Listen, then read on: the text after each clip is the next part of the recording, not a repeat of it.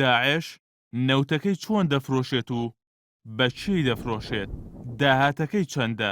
بۆچی دوای 15 مانگ لە بڕیاری هاوپەیمانیی نێودەوڵەتی لەبارەی وشکردنی سەرچاوەکانی داهاتی داعشەوە هێشتا نەتوانراوە ئەو سەرچاوە سەرەکیەی داهاتی داعش وشک بکرێت؟ ناوبەناو دەستگا هەواڵگیریەکان و میدیا جیهانیەکان ئەم پرسیارانە دەوروژێنن و وەڵامی جیاوازیش دەدەنەوە. وەزارەتی بەرگری ئەمریکا ڕایگەیاند ڕۆژی دووشەمەی ئەم هەفتەیە فڕۆکە جەنگیەکانی هاوپەیمانان 116 تانکەری گواستنەوەی نەوتی داعشیان لە عێراق و سووریا لەناو بردووە.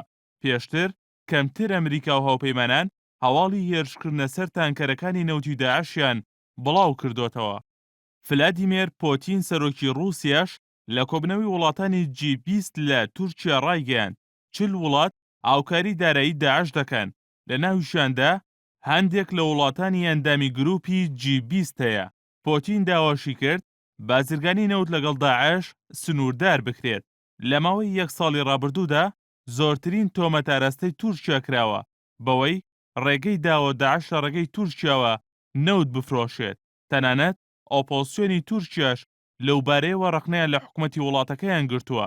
هەر لەو ماوەیەشدا لە یارێمی کوردستانیش ڕاگەیەنرا هەندێک بەرپرس و بازرگان نەوتی داعشیان کڕیوە. ڕۆژنامەی فاینەنشال تایمزی بەڕیتانی راپۆرتێکی لەسەر نەوتی داعش بڵاو کردوتەوە. بە پێی راپۆرتەکە ڕێگاکانی بازرگانیکردنی نەوتی داعش لە ڕێگەی یارێمی کوردستانەوە داخراون. بەڵام بەوتەی هەندێک لە دانیشتوانی ناوچەکە داعش لە ئێستادا لە پارێزگای ئەنبارەوە بە قاچاغ نەوت ڕەوانەی ئوردون دەکات. بە پێی راپۆرتەکە داعش ڕۆژانە نزیکەی $1.5 ملیۆن داهاتی لە فرۆشتنی نەوت دەست دەکەوێت و لە 2 ڕێگەشەوە نەوتەکەی دەفرۆشێت. بەشێک لە نەوتەکەی وەک سوتەمەنی بە دانیشتوانی ناوچەکانی ژێردەسەڵاتی دەفرۆشێت و بەشەکەی دیکەشی بە بازرگانانی نەوت دەفرۆشێت و بازرگانەکانیش نەوتەکە لە بازاڕەکانی سووریا دەفرۆشن و بەشێکشی ڕەوانەی تورکیا دەکەن.